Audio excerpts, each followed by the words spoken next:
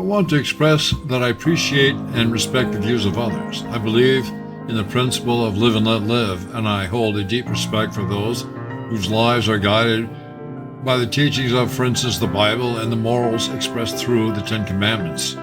These principles, in my view, hold great value and meaning. But over the years, I've developed my own thoughts on spiritual matters that may differ, but not conflict, if you will, with the morals. I'd like to humbly share a few reflections on the divine and the nature of life, if that's okay with you, and how I see it.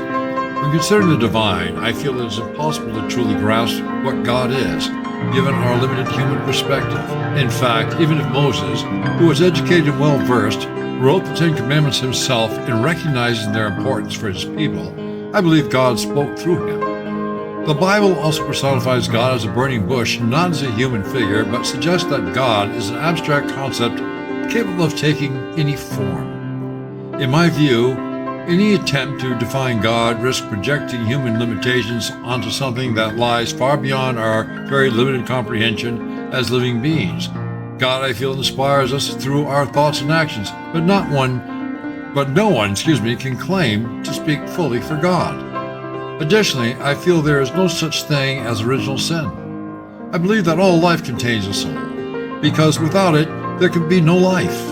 The soul, for me, represents a dimension of self that transcends time, existing far beyond our concept of beginnings and endings. I also see a parallel between the principles of life and energy. Just as energy is neither created nor destroyed, life flows continuously through various forms. In this sense, the soul is part of this energetic continuum. Life must have energy to exist, and just as energy transforms without ever being lost, the soul too journeys through transformations beyond what we can imagine. This thought offers a way to contemplate the soul's endurance. Reflecting further, some traditions suggest phases of transformation, or transition if you will, for the soul, as found like in the case of Buddhist texts like in the Tibetan Book of the Dead, which describes a 49-day period for the soul's transformations.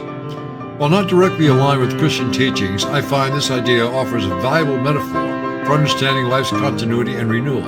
It suggests that life, like energy, the soul's journey involves phases of growth and transformation across time and space. In our everyday lives, we encounter both good and evil. I feel that evil occurs when we become disconnected from our inner being, losing touch with the truth of our hearts.